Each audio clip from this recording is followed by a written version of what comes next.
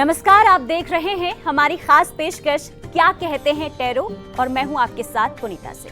सबसे पहले दीपावली की आप सभी को ढेरों ढेरों शुभकामनाएं। तो इस दिवाली कहां धन वर्षा होने वाली है, किसके घर खुशियों की सौगात आने वाली है, देश के सामने क्या क्या चुनौतियां आने वाली है या फिर देश के लिए क्या खुशखबरी आने वाली है, हम ये सब जानने की कोशिश टैरो कार्ड से करेंगे। इसके अलावा हम जानेंगे सभी राशियों के बारे में भी कि मां लक्ष्मी की कृपा इस बार किस पर होने वाली है। वहीं कार्ड रीडिंग के जरिए राजनीतिक हालातों और उनके भविष्य की भी आज हम बात करेंगे कि किस दल को क्या फायदा होने वाला है। तो चलिए कार्यक्रम की शुरुआत करते हैं। हमारे साथ मौजूद हैं tarot card reader Renu Mathur ji. Ma'am, Surya Samachar पर आपका बहुत बहुत स्वागत है और सबसे पहले दीपावली की ढेरों शुभकामनाएं आपको भी। नमस्कार सब दर्शकों को, आपको Punita, thank you for welcoming me to Surya Samachar. और आज हम बात करेंगे दिवाली पे, जैसे लोग अपने नए कदम उठाते हैं अपनी लाइफ में, उसके बारे में, उनकी राशि के अनुसार आने वाला समय उनके लिए क्या दिखा रहा है उस बारे में। बिल्कुल बिल्कुल, देखिए राशियों के बारे में भी जानेंगे, देश में क्या हालात रहने वाले हैं, उनके लिए क्या दीपावली में खास होगा, भविष्य जानने की कोशिश हम करेंगे। लेकिन उससे पहले देखिए सभी के मन में ये सवाल जरूर रहता है कि आखिर टैरो कार्ड क्या है और इससे भविष्य के बारे में कैसे जान सकते हैं, ये ज्योतिषी से कितना अलग है। तो सबसे पहले यही जानना चाहेंगे आपसे। जैसे कहते हैं मंजिल एक है, रास्ते अलग हैं जी। एस्ट्रोलॉजी, न्यूमरोलॉजी, बहुत सारे ऐसे प्रोसेस हैं जिनके थ्रू हम आने वाले समय के बारे में बताने की कोशिश करते हैं। ज़्यादातर हमारी जो पद्धतियां हैं वो इंडिया की जो हमारा जो माइथोलॉजिकल पास्ट है उस पर बेस्ड हैं और मैथमेटिक्स पे बेस्ड है। जो टैरो है उसका जो आधार है वो इटली नामक देश से है। टैरो का जो एक्चुअल नेम है दैट इज़ टेरोची और इसमें 78 कार्ड्स होते हैं, 78। हर कार्ड पे एक इमेज होती है। जैसे फॉर एग्जांपल ये डेविल का कार्ड है। हर कार्ड का एक स्पेसिफिक मीनिंग होता है और जब हम रीडिंग करते हैं तो किस पोजीशन पे वो कार्ड आता है उसके अनुसार हम उसको ट्रांसलेट करते हैं। सबसे इम्पॉर्टेंट बात, अगर आपकी सोच या आपका लाइफस्टाइल नेगेटिव है तो आपके कार्ड्स नेगेटिव आएंगे। ये आपकी, जिसे कहते हैं इलेक्ट्रोमैग्नेटिक फील्ड, आपके ऑरा पे बेस्ड है।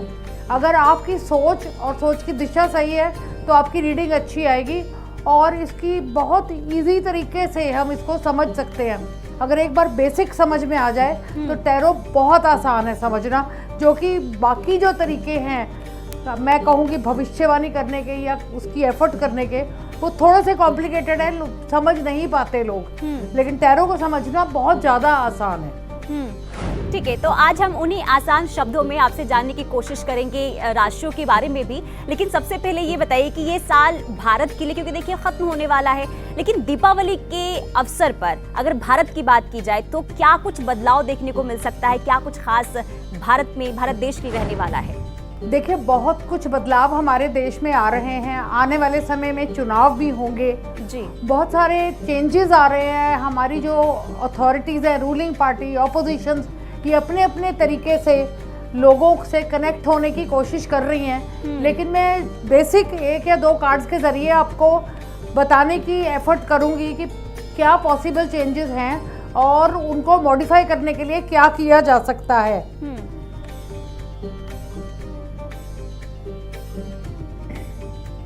जैसे अगर हम भारत का देखें कि आने वाले 6 मंथ्स या 1 ईयर में, 1 साल में क्या हो सकता है, ये कार्ड है 10 ऑफ वॉन्ड्स का।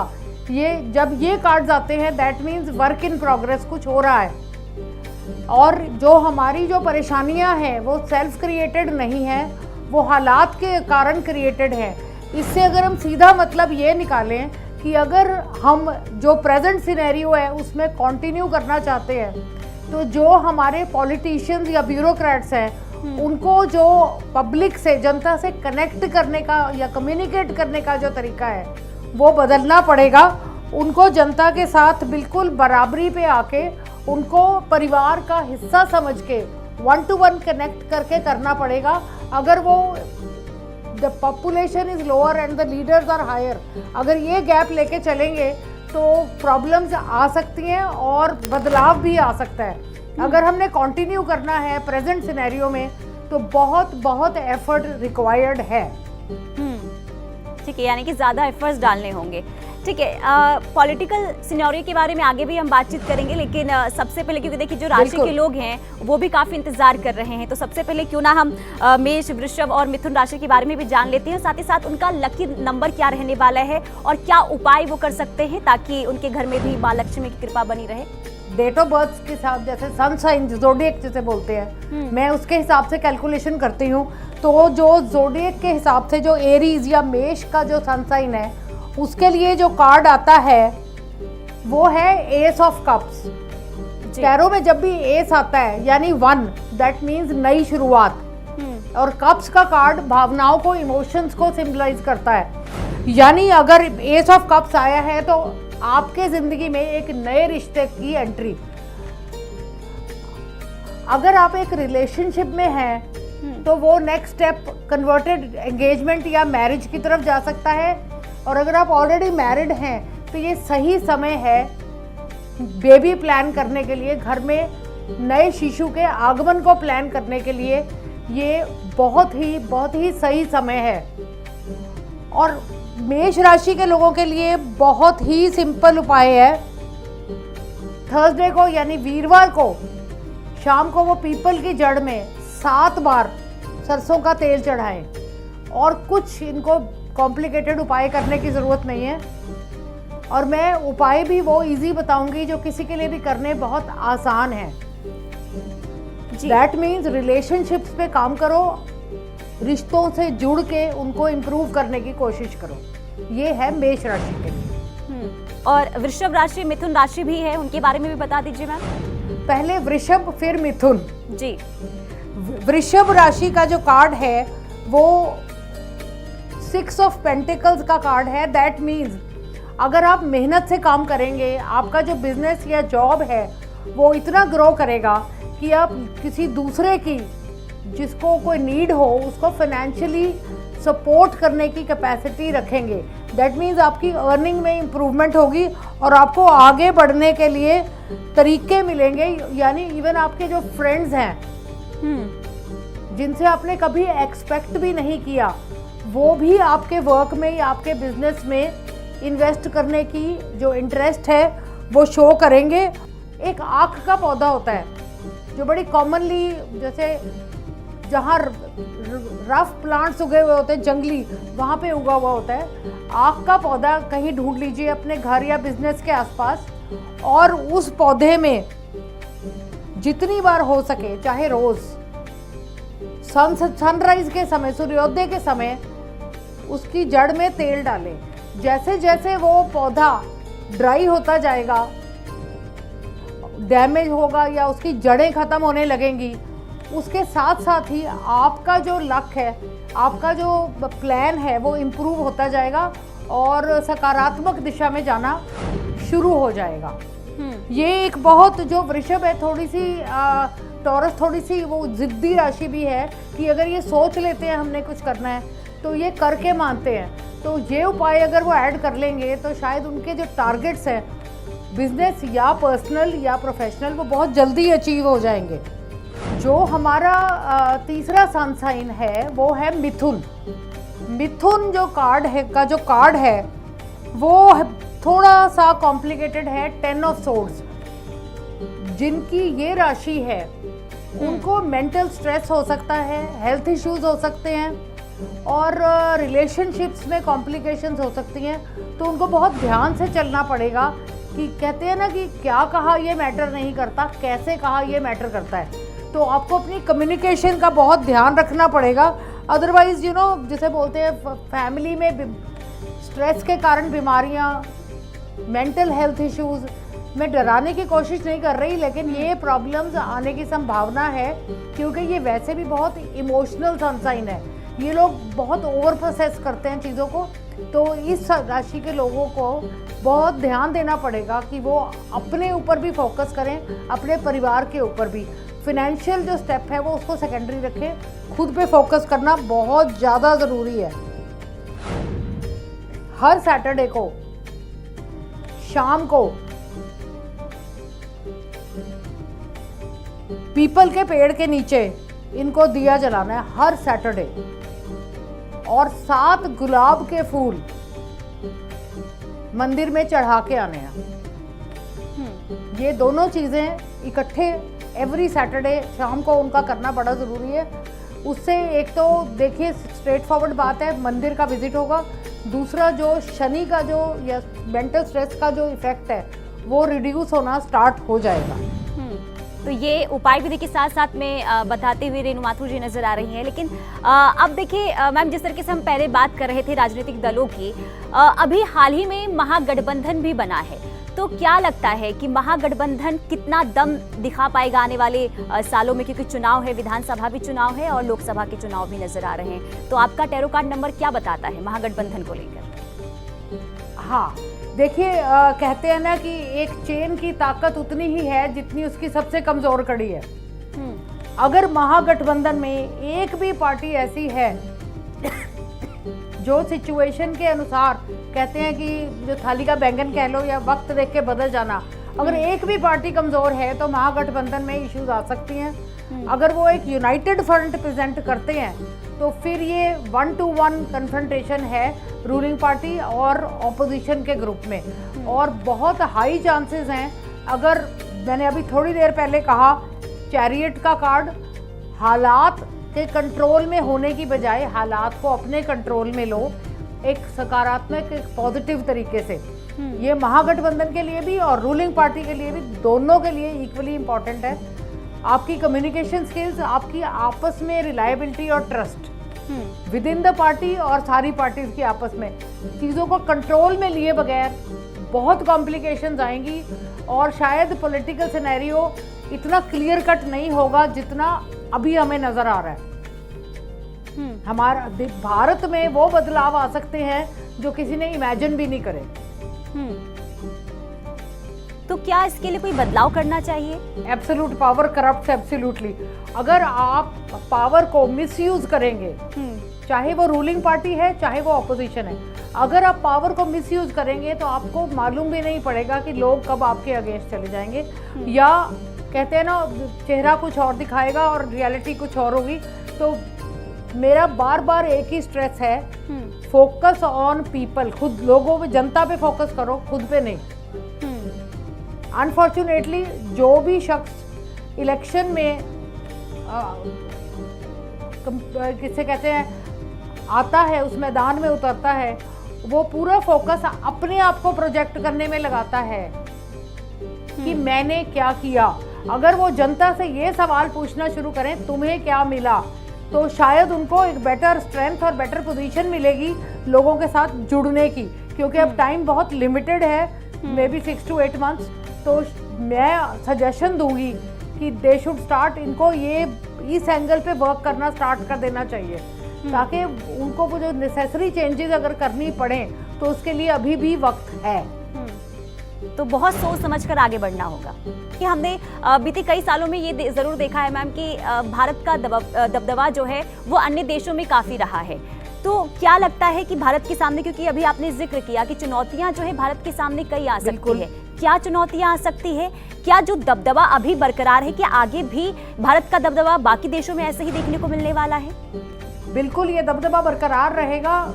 सिर्फ एक उसके पीछे कंडीशन है कि हम अपनी जो विश्व प्लेटफॉर्म पे जो इमेज है वो अब तक जो पॉजिटिव है उसको किस हद तक मेंटेन कर पाते हैं। जैसे किसी भी युद्ध के लिए हमें या तो निष्पक्ष होना पड़ेगा या बिल्कुल ही क्लियरली एक साइड लेनी पड़ेगी। मैनिपुलेशन का गेम अगर कोई भी पार्टी प्ले करेगी तो लॉन्ग टर्म उनको नुकसान होगा। हम एक काफ़ी मेजरली पढ़ी लिखी पॉपुलेशन है और जो नहीं है वो भी इंफॉर्मेशन लेने की कोशिश करते हैं, तो ये इमेज मेंटेन रहेगी। सुधर भी सकती है, सुधरनी चाहिए भी, लेकिन फिर वही मैं बार बार रिपीट कर रही हूँ, we have to work on it. हम एक लेवल पे आ गए हैं, हमने उस लेवल को मेंटेन करना है, हमने नीचे नहीं जाना, हमने राइज करना है। उसके लिए जो नेसेसरी चेंजेस हैं वो हमारी अथॉरिटीज़ को, हमारी रूलिंग पार्टी को करना बहुत ज़रूरी है। और मोस्ट इम्पॉर्टेंट जो मैं एक बात बहुत बार कहती हूँ, आपके माध्यम से रिपीट करना चाहूँगी कि एक स्वीपिंग रूल पूरे देश के लिए बनाने से पहले हमें जो स्टेट वाइज या एरिया वाइज जो बैकग्राउंड्स हैं उन पे वर्क करना बड़ा ज़रूरी है, क्योंकि कई रूल्स ऐसे होते हैं जो किसी स्टेट पे कामयाब हैं और किसी पे नहीं है। तो बहुत सारे इश्यूज हैं जिनको डिस्कस किया जा सकता है, अगर उनको सही तरीके से कन्फ्रंट करिए तो भारत एक आज भी जो पावर है वो एक सुपर पावर बन सकती है। ठीक है, अब आगे बढ़ते हैं क्योंकि कर्क और सिंह कन्या राशि वाले भी काफी इंतजार कर रहे हैं। तो क्या है उनके लिए दीपावली में खास, किस तरीके से रह सकता है, क्या उपाय वो कर सकते हैं ताकि उनका आने वाला जो साल है वो काफी अच्छा रहे? देखिए, जो कैंसेरियंस हैं, कर्क राशि के लोग, उनका कार्ड ये जो है हाई प्रीस्टेस, इसके दो मीनिंग हैं। वन इज कि कहते हैं ना कि देवी का आशीर्वाद, अगर वो किसी भी देवी को मानते हैं तो उनकी पूजा अर्चना से उनको बेनिफिट होगा। दूसरा, अपनी वर्क स्पेस में, परिवार में, बिजनेस में किसी लेडी के, किसी फीमेल की प्रेजेंस से उनको बेनिफिट होगा। फॉर एग्जांपल, अगर किसी ने प्रॉपर्टी में इन्वेस्ट करना है तो लेडी के नाम पे करें, बिजनेस करना है तो एटलीस्ट पार्टनरशिप या किसी लेवल पे एक female above the age of 50, तो प्रॉबेबली बड़ी बहन, मदर, सिस्टर इन लॉ, उनका होना बहुत ज़रूरी है। उससे इनको मल्टीपल बेनिफिट्स होंगे। और जो कर्क राशि के लिए जो है ये इनका उपाय बड़ा आसान है। शुक्रवार को ये जिन भी देवी को मानते हैं उनके मंदिर में अगरबत्ती जलाएं। बिल्कुल सिंपल और बेसिक उपाय है। वो जो धूप जलानी है वो नहीं, अगरबत्ती जलाएं। और अगरबत्ती की जो फ्रेग्रेंस है वो जैस्मिन हो। हम सब मंदिर जाते हैं, हम धूप बत्ती जलाते हैं, लेकिन इनको अगरबत्ती जलानी है। ये बहुत ज़रूरी है। जिन देवी को ये मानते हैं, मनसा देवी, वैष्णो माँ, कहीं पे भी जहाँ इनका विश्वास इनको लेके जाता है तो ये इनको फ्राइडे को वहाँ पे अगरबत्ती जलानी है। और इनको देखने में आएगा फीमेल का कनेक्शन एंड देवी के चरणों में अगरबत्ती का जलाना, ये कॉम्बिनेशन कितना इनको हेल्प करेगा, इनको खुद आश्चर्य होगा। ठीक है, अब सिंह राशि के बारे में बता दीजिए मैं। हाँ, सिंह राशि, 5 ऑफ सोर्ड्स, ये मैं शेयर करना चाहूँगी, ये मेरी भी राशि है। 5 जहाँ पे भी आ जाता है वहाँ स्ट्रगल आ जाती है। कोई भी चीज़ आपको आसानी से नहीं मिलती, और जितने में वो चीज़ हासिल होती है आपकी नज़रों में उसकी कई बार वैल्यू ख़त्म हो जाती है।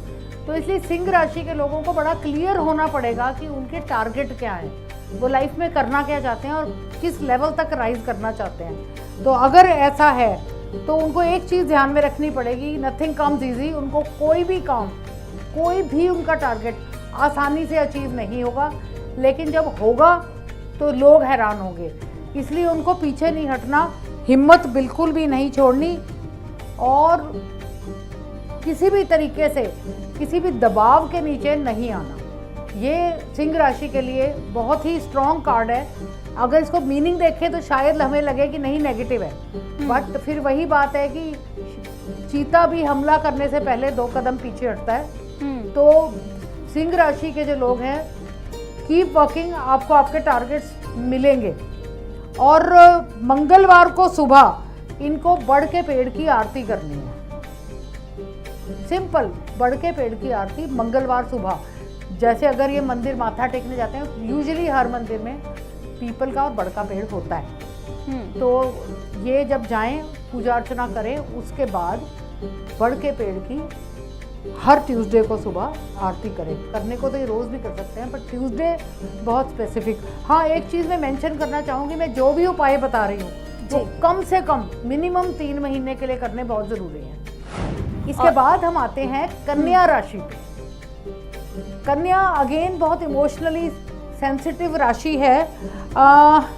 2 ऑफ सोर्ड्स। देखिए पुनीता, झगड़ा सुलझाने के 2 तरीके होते हैं। एक है आप कन्फ्रंटेशन कर लो, एक दूसरे से लड़ाई कर लो। दूसरा, आमने सामने बैठ के कामली, शांति से नेगोशिएट करके, कम्युनिकेट करके उस प्रॉब्लम को ख़त्म करो। अब ये कार्ड यही कहता है, जो भी रीज़न है उसको बातचीत से ख़त्म करो, झगड़े से बिल्कुल भी नहीं, क्योंकि वो चीज़ बहुत बढ़ जाएगी, बहुत एस्केलेट हो जाएगी और फिर कॉम्प्लिकेशंस क्रिएट हो जाएंगी। और इसके लिए देखिए यूजुअली हम लोगों के घरों में माँ तुलसी हमने स्थापित की होती हैं, तो इसका उपाय तो बहुत सिंपल है कि सुबह शाम माँ तुलसी की पूजा कीजिए, जो रूटीन में भी बहुत लोग करते हैं, पर इसके लिए स्पेसिफिक है रोज़ सुबह रोज़ शाम को माँ तुलसी की पूजा अर्चना। ये जो झगड़े का आपका माइंडसेट है वो शांत हो जाएगा। और ये जो कार्ड कहता है आमने सामने बैठ के सुलझाओ, उस चीज़ को अपनाओ। और अगर कोई पार्टनरशिप में, फैमिली में कुछ भी इश्यूज हैं, तो जैसे कहते हैं ना कि एक झगड़े को अगले दिन तक कैरी फॉरवर्ड ना करो, जो भी है उसे वहीं ख़त्म करो। बिल्कुल ठीक है। तो देखिए कन्या राशि की भी बात हो गई, अब आगे भी बढ़ेंगे, तुला राशि की बात करेंगे, वृश्चिक की भी बात करेंगे, धनु की भी बात करेंगे। लेकिन उससे पहले देखिए अगर भारत का जिक्र हम कर रहे थे, आपने बताया कि काफी अच्छा रहने वाला है। फॉरेन पॉलिसी की बात कर रही हूँ मैम, क्योंकि भारत का जिक्र हो रहा है। आपने पहले भी बताया कि भारत जो है चुनौतियां कई आने वाली है, लेकिन दबदबा भी बाकी देशों में जिस तरीके से अब तक है आगे भी बरकरार रहेगा। लेकिन फॉरेन पॉलिसी की अगर बात की जाए, क्योंकि काफी अच्छा रहा है फॉरेन पॉलिसी अब तक, तो आने वाले सालों के लिए कैसा रह सकता है इस दिवाली? क्या कोई अच्छा संकेत फॉरेन पॉलिसी के हिसाब से, क्या आपका टैरो कार्ड नंबर कह रहा है इसे लेकर? देखिए बहुत इंटरेस्टिंग कार्ड्स आए हैं। एक तो ये 9 ऑफ कप्स विच मीन्स खुशियां मनाना जी। तो इसका पॉजिटिव ट्रांसलेशन बहुत सिंपल है कि जो भी डिसीजंस होंगे हमारे दूसरे देशों से रिश्तों को लेके, फॉरेन पॉलिसीज को लेके, वो कहीं ना कहीं हमारे को एक पॉजिटिव रिस्पांस देंगे। लेकिन एक सबसे इंटरेस्टिंग और इम्पॉर्टेंट बात ये है, देश के फाइनेंसेस में और लीडरशिप में किसी लेवल पे एक लेडी की प्रेजेंस हमें नजर आएगी। ये होनी बहुत ज़रूरी है जी। ये बहुत ही एक इंटरेस्टिंग कार्ड आया है कि foreign policy, financial decisions, female. तो एक नारी की, एक लेडी की प्रेजेंस हमारी पॉलिसीज़ को इम्प्रूव करेगी, हमारे विदेशों के साथ रिश्तों को इम्प्रूव करेगी, हमारी पॉलिसीज़ को एक बहुत बेटर प्लेटफॉर्म देगी और एक्सेप्टेंस देगी। लोग रिस्पेक्ट करेंगे भारत की कि जो डिसीजंस लिए जा रहे हैं वो सही दिशा में जा रहे हैं। तो यानी कि देखिए भारत के अंदर तो महिलाओं का दबदबा जो है बढ़ता ही जा रहा है, हर क्षेत्र में आगे बढ़ रही हैं। और जिस तरीके से अभी आपने बताया कि महिला के लिए यानी कि शुभ संकेत है, तो देखना यही होगा कि किस तरीके से अब महिलाएं जो है फॉरेन पॉलिसीज़ में भी अपना बेहतर दिखा पाती हैं, और कौन सी वो महिला होती है इसका भी इंतजार होगा। ठीक है, अब आगे बढ़ते हैं, तुला राशि की बात कर लेते हैं। तुला, वृश्चिक और धनु राशि के बारे में भी बता दीजिए, क्या इस दीपावली उनके लिए रहने वाला है, क्या शुभ संकेत है, और आपका टैरो कार्ड क्या बता रहा है इसे लेकर? देखिए जो तुला राशि होती है, मैंने देखा है अपने आसपास, झगड़े से को अवॉइड करते हैं और इनको थोड़े से ये वो होते हैं परफेक्शनिस्ट, एंड इनको ये चाहिए कि सब कुछ एकदम सही हो। और इनका जो कार्ड आया है वो है 7 ऑफ पेंटिकल्स। जहाँ भी पेंटिकल्स आता है वो बिजनेस डिसीजन या वर्क रिलेटेड होता है। तो दैट मीन्स अगर ये कुछ भी प्लान कर रहे हैं तो लॉन्ग टर्म करें। ये ना सोचें कि मैं अभी ये काम कर रहा हूँ तो मुझे 6 महीने में या 8 महीने में इसका ये नतीजा मिल जाएगा। हो सकता है 2 साल में मिले, 3 साल में मिले, लेकिन ये लॉन्ग टर्म प्लान करें, वो उनके लिए बहुत ज़्यादा सक्सेसफुल होगा। बिकॉज ये लगन करने से काम करने वाला सन साइन है। तुला राशि बहुत फोकस्ड सन साइन है, और अगर ये डिसाइड कर ले कि ये काम हमने, ये बिजनेस या ये जॉब जिसमें हमने सक्सेसफुल है ना, तो वो कर पाते हैं। ओनली थिंग इज़ कि उनको मेंटल स्ट्रेस नहीं लेना और लॉन्ग टर्म प्लान करके काम करना है। और जो कनेर का पौधा होता है, जो बहुत इजीली हमें अवेलेबल होता है, मतलब सड़कों पे उगा होता है, कनेर के पौधे को बुधवार को, वेंसडे को सुबह जल चढ़ाना है। आप एक चीज़ नोटिस कीजिए कि जो भी उपाय हैं वो या मंदिर या आपके आसपास बहुत इजीली करे जा सकते हैं। कुछ ऐसा कॉम्प्लिकेटेड मैं नहीं बता रही जिससे दर्शकों को या जो भी ये उपाय करना चाहता है उसको कोई परेशानी हो। और वृश्चिक राशि, वृश्चिक यानी स्कॉर्पियो, वृश्चिक राशि का थोड़ा सा अनफॉर्चुनेट कार्ड है 4 ऑफ सोर्ड्स। तो अनलेस आप खुद डॉक्टर हैं और आपका डेली विजिट होता है हॉस्पिटल में, डॉक्टर या मेडिकल प्रोफेशनल है, या आपके घर में कोई नवजात शिशु का जन्म हुआ है या होने वाला है, उसके अलावा ये कार्ड थोड़ा सा नेगेटिव है इसका अर्थ है रेगुलर विजिट टू हॉस्पिटल, यानी किसी बीमारी के इलाज के लिए आपको रेगुलर बेसिस के लिए चेकअप के लिए जाना पड़ेगा। तो अगर ये कार्ड आता है तो इसका सीधा साधा इशारा है कि अपनी हेल्थ पे फोकस कीजिए, अपने परिवार के सदस्यों के मेडिकल चेकअप्स अपडेटेड रखिए, और कुछ भी होने से पहले अगर आपको कुछ भी सिम्टम्स लगते हैं तो प्लीज़ किसी डॉक्टर या कंसर्न पर्सन की सलाह लीजिए, टालिए मत, क्योंकि फिर वो बीमारी लॉन्ग टर्म होके आपको आगे तक जाके परेशान कर सकती है। ये कार्ड काफ़ी, मतलब जो मेरा एक्सपीरियंस है, ये कहीं ना कहीं जाके अपना रंग दिखाता है। So please be careful. और नीम का पौधा अगेन हमें बहुत आसानी से मिल जाता है, उसकी जड़ के पास रोज़ सुबह देसी घी का दिया जलाना। और अगर आपके घर में किसी को कोई हेल्थ इशू है तो अगर वो चल फिर सकते हैं तो बहुत अच्छी बात है, अदरवाइज उनका हाथ लगवा के तो घी और दिए रख लीजिए। और कोई भी फीमेल घर की लेडी जाके वो दिया जला के आए सुबह, तो ये हेल्थ इशू देखिए अगर होता भी है तो वो घट जाएगा या मैनेज हो जाएगा। तो बस थोड़ा ध्यान रखिए, ये मेरी तरफ से आपको यही सलाह दी जा सकती है। बिल्कुल। और अब धनु राशि वाले भी इंतजार कर रहे हैं, तो उनके लिए क्या उपाय है, उनके लिए क्या, किस तरीके से ये दीपावली जो है ढेर सारी खुशियां लेकर आने वाली है?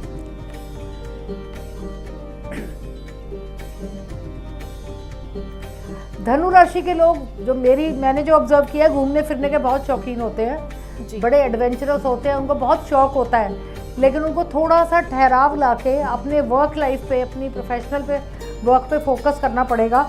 ये कार्ड 3 ऑफ पेंटिकल्स कहता है कुछ नया सीखने के लिए, learn a new skill. For example अगर आपने मास्टर्स की है तो आप PhD कर लीजिए, या कोई टेक्निकल कोर्स कर लीजिए, जॉब करते करते आगे पढ़ लीजिए। एजुकेशन या फर्दर एक स्किल एनहांस करना आपको बहुत ज़्यादा फ़ायदेमंद होगा आपके लिए। और आपको जिसे कहते हैं प्रमोशंस या फाइनेंशियल, आपकी जो स्टेबिलिटी, ठहराव और ग्रोथ, दोनों में ये आपकी हेल्प करेगा। कुछ नया सीखना, वो कहते हैं ना ठहरे पानी पे काई आ जाती है। तो अपनी एकेडमिक्स और अपनी वर्क प्रोफाइल को बहाव में रखिए, इम्प्रूव कीजिए, कुछ नया सीखिए। ये चीज़ आपकी बहुत ही अच्छे तरीके से हेल्प करेगी।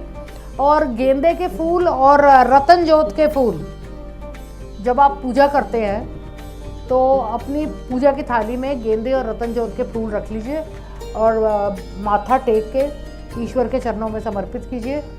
ये दोनों फूल इन एनी केस हर जगह पूजा अर्चना में यूज़ होते हैं, मगर स्पेसिफिकली आप संडे को ज़रूर कीजिए, नया कोई हुनर सीखिए और अपने प्रोफेशन को इम्प्रूव कीजिए और आगे बढ़ाइए।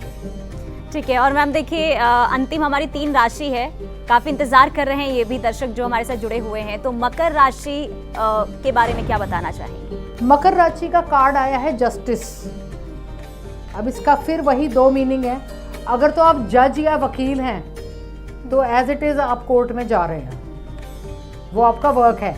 लेकिन अगर नहीं है तो आपके खिलाफ कोई लीगल केस अगर पेंडिंग है या हो सकता है तो ध्यान दीजिए। लेकिन इसका जो सबसे अच्छा एस्पेक्ट ये है कि अगर आपकी गलती नहीं है तो थोड़ा वक्त लगेगा, लेकिन फैसला आपके हक में होगा। जस्टिस कहीं ना कहीं कर्मों के फल भी दिखाता है कि आपने अपनी इस लाइफ में या पिछले जन्म में लोगों को या रिश्तों को कैसे ट्रीट किया है, और उसके अनुसार अब आने वाले समय में आपको उसका क्या रिटर्न मिलता है, आपकी ज़िंदगी पे उसका क्या असर पड़ता है। आपके कर्म लिटरली भी और अदरवाइज भी, परमात्मा की नज़रों में भी, आपको आने वाले वक्त में अपना रंग दिखाएंगे। सो मैं फिर वही कहती हूँ, हेल्प पीपल, कुछ अच्छा करते रहो। जैसे अब आप ब्लड डोनेट करते हो, अगर आपका एक्सीडेंट होना है तो अगर आप डोनेशंस करते हो तो आपका खून तो पहले ही बॉडी से निकल चुका, तो आपको चोट कम लगेगी। कर्म इस तरह इम्प्रूव किए जाते हैं। तो स्टार्ट वर्किंग अपनी जो कहते हैं ना कर्मों को सुधारने के लिए। और तुलसी माँ का जो पौधा आपके घर में है, जब आप उनकी पूजा करें और जल चढ़ाएं तो साथ में 3 गुलाब के फूल जरूर माथा टेक के वहां पे रखें। 3 गुलाब के फूल माँ तुलसी के चरणों में ज़रूर रखें, ताकि आपका कुछ भी अगर लीगल इशू है तो वो थोड़ा रिड्यूस हो जाएगा, और कोई कोर्ट केस जो है वो मैनेज हो जाएगा, जल्दी ख़त्म होगा, और अगर आप गलत नहीं हैं तो आपके फेवर में होगा। ठीक है। और कुंभ राशि और मीन राशि हमारी 2 आखिरी राशि रह गई है, तो इनके लिए क्या शुभ संकेत है और क्या उपाय कर सकते हैं जिससे इनका आने वाला जो साल है वो भी बेहतर हो और दीपावली में धन वर्षा भी हो? पुनीता, जो कुंभ राशि का जो कार्ड है वो टावर है। दैट मीन्स कॉन्फिडेंस अच्छी बात है, ओवर कॉन्फिडेंस गलत बात है। तो ये पॉसिबिलिटी है कि कहते हैं ना भी विश्वासघात हो सकता है, वो कोई बहुत आपका क्लोज पर्सन, कोई रिलेटिव, कोई फ्रेंड, बिजनेस पार्टनर आपको धोखा दे सकता है। तो वो कहते हैं कॉन्फिडेंस से चलिए, लेकिन इतना भी ओवर कॉन्फिडेंस ना कीजिए कि आप ये समझें कि आपके खिलाफ कुछ हो ही नहीं सकता। आपकी लाइफ में ये कॉम्प्लिकेशन आने की पूरी संभावना है कि somebody very close to you वो आपकी पीठ में छुरा घोंपेगा। सो बी वेरी वेरी केयरफुल। मैं ये कहना चाहूँगी, ये कार्ड्स अगर ऐसा कह रहे हैं तो डरने की ज़रूरत नहीं है, ध्यान देने की ज़रूरत है। अगर आपका कोई पार्टनर आपके बिजनेस में आपके साथ आपको डाउट है तो अपने डॉक्यूमेंट्स, अपना सारा प्रोसेस कंट्रोल में रखिए, वो चीज़ हो ही नहीं पाएगी। सबसे बड़ा उपाय तो ये है। मगर उसके बावजूद भी आप देखेंगे मंदिर में ना बड़ और पीपल के पेड़ कई बार इकट्ठे एक जगह पे लगाए हुए होते हैं।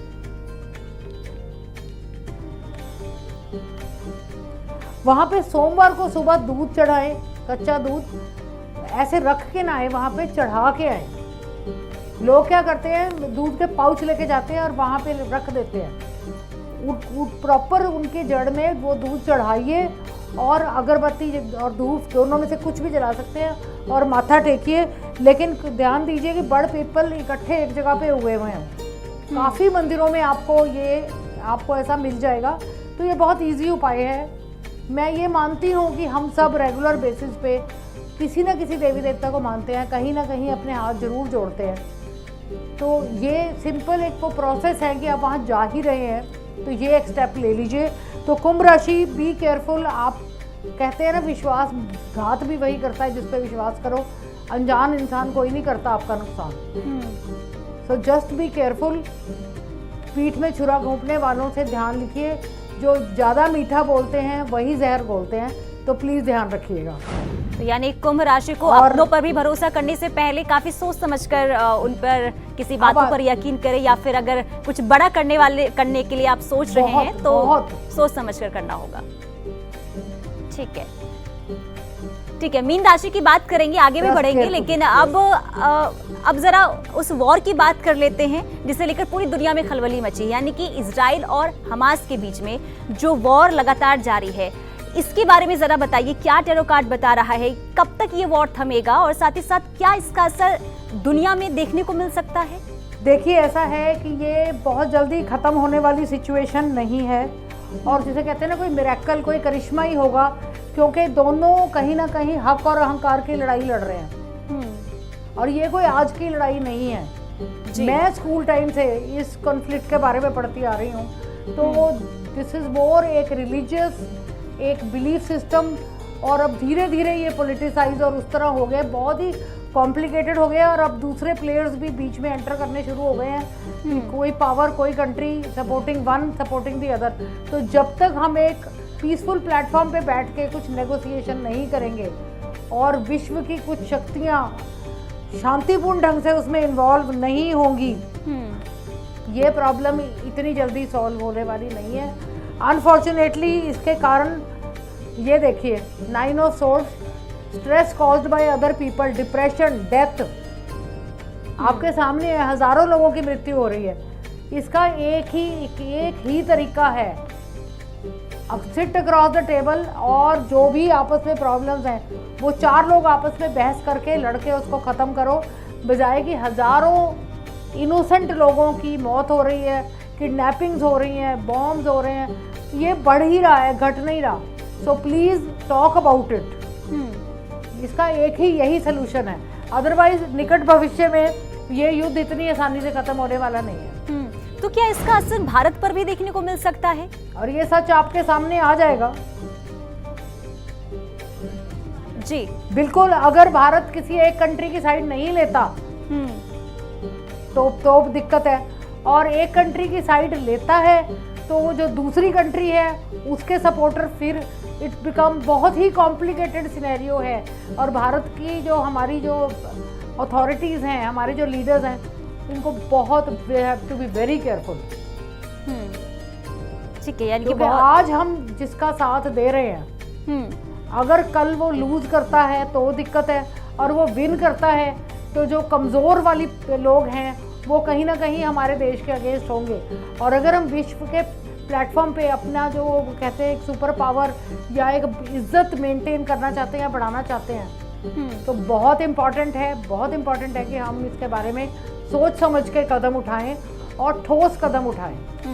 ये भारत के लिए है, क्योंकि ये लॉन्ग टर्म है, ये युद्ध खत्म होने वाला नहीं है इतनी जल्दी। जी भारत के लिए ही कह रही हूँ कि अगर ये लॉन्ग टर्म चलता है युद्ध, तो कभी ना कभी तो ये एक्सपेक्ट किया जाएगा ना कि भारत भी उसमें अपना इनपुट करे, मतलब युद्ध वाला इनपुट करे, चाहे एम्यूनिशन, चाहे किसी की तरह की लॉजिस्टिक सपोर्ट या कुछ भी। और क्या हम ये करना चाहते हैं, क्या हम कैपेबल हैं ये करने के, और हैं भी तो क्या हमें ये करना चाहिए? ये बहुत इंपॉर्टेंट सवाल है कि अगर कुछ महीने भी और ये युद्ध चल गया तो भारत को इसके लेके कोई ना कोई डिसीजन लेना पड़ेगा, जो कि करंट सिनेरियो में बहुत ही नाजुक सिचुएशन है। तो भारत को बहुत ध्यान से चलना पड़ेगा, हर कदम बहुत ध्यान से उठाना पड़ेगा।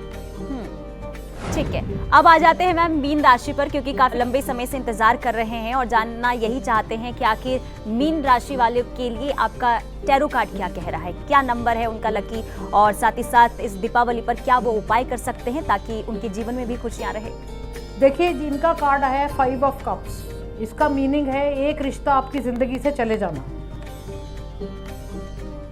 अब इसके कुछ मल्टीपल मीनिंग्स हैं। जो परिवार की जो स्थिति है, अगर हम उसमें देखें तो किसी की डिपेंडिंग ऑन अदर कार्ड्स, हमारे डिटेल में जब हम रीडिंग करते हैं तो दूसरे कार्ड्स क्या हैं, इसका एक मीनिंग है किसी की मृत्यु हो जाना। दूसरा, आपका कोई दोस्त या बिजनेस पार्टनर आपके साथ धोखा करे और आपका उसके साथ कनेक्ट टूट जाए। तीसरा, एक प्रेम संबंध में किसी शक के कारण या किसी सिचुएशन के कारण दरार पड़े। और एंड लास्ट, पॉसिबिलिटी ऑफ एक हस्बैंड वाइफ के बीच में सेपरेशन या लीगल डिवोर्स होना। तो ये थोड़ा सा सेंसिटिव कार्ड है। अगेन मैं वही कहूँगी, बी केयरफुल। अगर ये कार्ड आया है तो रिश्तों पे काम करो, रिश्तों को संभालो, अपने डॉक्यूमेंट्स, अपने परिवार, अपनी पत्नी, प्रेमिका, बच्चे, माँ बाप, सब पे फोकस करो। और अगर कहीं पे भी आपको लगता है कि बैड कम्युनिकेशन या मिसिंग कम्युनिकेशन है तो बात करो। कम्युनिकेशन, मैं ये मानती हूँ कि खामोशी गलत है, बहस से फिर भी कोई ना कोई सोल्यूशन निकलता है। Miscommunication is also a communication. तो ये कार्ड का सबसे बेसिक जो इंसानियत के लेवल पे उपाय है वो है बात करो। अगर किसी के मन में कोई है गिला शिकवा तो उसे ख़त्म करो। और वीरवार को कमल के फूल के साथ पूजा कीजिए और मछलियों को दाना दीजिए। मीन राशि को इंग्लिश में बोलते ही पाइसेस हैं, जिसका मतलब किंग ऑफ द अंडरवर्ल्ड, पानी के नीचे के जीव। तो कमल का फूल एंड मछलियों को दाना खिलाना थर्सडे को, वीरवार को, ये मीन राशि के लिए उपाय है। हो सकता है आपको कमल का फूल ढूंढने में या उसको कैसे भी रेगुलर बेसिस पे हासिल करने में प्रॉब्लम हो, लेकिन थोड़ी सी एफर्ट कीजिए, क्योंकि ये आपके रिश्तों के लिए, आपकी ज़िंदगी के लिए बहुत ज़्यादा ज़रूरी है। ठीक है, ये तो देखिए 12 राशियों की बात हो गई, लेकिन बहुत सारे ऐसे लोग भी होते हैं रेणु जी जिनको अपनी राशि के बारे में नहीं पता होता है, तो उनके बारे में क्या उपाय आप बताएंगे, और साथ ही साथ क्या टैरो कार्ड नंबर है जिससे वो भी अपने जीवन में बदलाव, अगर ज़रूरत है तो बदलाव ला सकते हैं। जिन जिन की जो राशि है मैं उनको सलाह दूंगी वो नोट कर ले। जो मेष राशि है एरीज, उसके लिए लकी नंबर है 3। अब 3 का जहाँ तक सब, मान लो आपको अपनी डेट ऑफ बर्थ पता होगी तभी राशि पता होगी ना, तो इसमें कोई टाइम ऑफ बर्थ का कैलकुलेशन तो है ही नहीं। तो जो मेष राशि है उसका लकी नंबर है 3। 3 का मतलब 3 भी है, 12 भी है, 21 भी है। तो अगर मल्टीपल का ऐड करें या सिंगल डिजिट लें, नंबर 3 बनना चाहिए। यानी कि अगर आप घर खरीदते हैं या गाड़ी खरीदते हैं तो इस नंबर को आप यूज़ कर सकते हैं। ये आने वाली सब राशियों पे एप्लीकेबल है। वृषभ राशि के लिए जो लकी नंबर है वो है 1। 1 मीन्स 1, 10, 28। तो ये जो मल्टीपल को अगर आप सिंगल डिजिट बनाएंगे, हर एक पे आप करते जाइए, तो 3 और उसके बाद वृषभ के लिए 1। फिर मिथुन राशि जो है उसका जो लकी नंबर है वो है 7। अगेन मल्टीपल को सिंगल डिजिट बनाइए। कर्क राशि का जो लकी नंबर है वो है 13। और 13 अनलकी नहीं होता, ये ऐड होके 4 बनेगा। लेकिन अगर आपको कहीं 13 भी नंबर मिलता है तो वो आपके लिए कोई दिक्कत नहीं है, बहुत सही है। सिंह राशि का जो लकी नंबर है वो है 8। 8 शनि का भी नंबर है। तो अगर सिंह राशि के लोग या 8 नंबर वाले लोग अगर अपने कर्म पॉजिटिव रखेंगे और लोगों के लिए अच्छे रहेंगे, तो जो कहते हैं ना भी शनि का जो नेगेटिव इफेक्ट है वो बहुत इजीली ख़त्म हो जाता है। वैसे भी शनि उन्हीं को परेशान करते हैं जो लोगों को परेशान करते हैं। कन्या राशि का जो लकी नंबर है वो है 5। यानी 5, 23, 14। इन सबको मल्टीपल्स में भी या सिंगल डिजिट में भी जो 5 बनता है वो आपके लिए बहुत सूटेबल है। अगेन मैं बता रही हूँ, जैसे आपने गाड़ी लेनी है, घर खरीदना है। और उसके बाद जो तुला राशि है उसका जो लकी नंबर है वो कंपाउंड लकी नंबर है 22। मैं एक बात बताना चाहूँगी, न्यूमरोलॉजी में 11 और 22 को सिंगल डिजिट नहीं बनाते, 22 और 11 ही एनालाइज करते हैं। ये जो लोग होते हैं ये किसी न किसी तरह से टैलेंटेड होते हैं। कम्युनिकेशन, वाक्पटुता, गुड हैंड राइटिंग, पेंटिंग या कोई ना कोई इनमें मैनेजमेंट, कोई टैलेंट इनमें ज़रूर होता है। वृश्चिक का जो लकी नंबर है वो है 6। इनको ध्यान देना पड़ेगा, 6 वीनस का नंबर है, इमोशनल नंबर है। सो वो दिल से सोचते हैं और कई बार ऐसे फैसले ले लेते हैं जो आगे जाके रिश्तों में कॉम्प्लिकेशंस पैदा करते हैं। तो दिल और दिमाग, डियर स्कॉर्पियो, दिल और दिमाग दोनों इस्तेमाल करो, बैलेंस लेके चलो।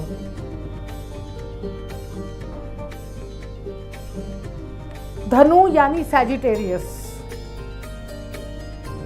इनका लकी नंबर है 15, कंपाउंड नंबर 15। यानी ये 15 भी यूज़ कर सकते हैं और 6 भी यूज़ कर सकते हैं।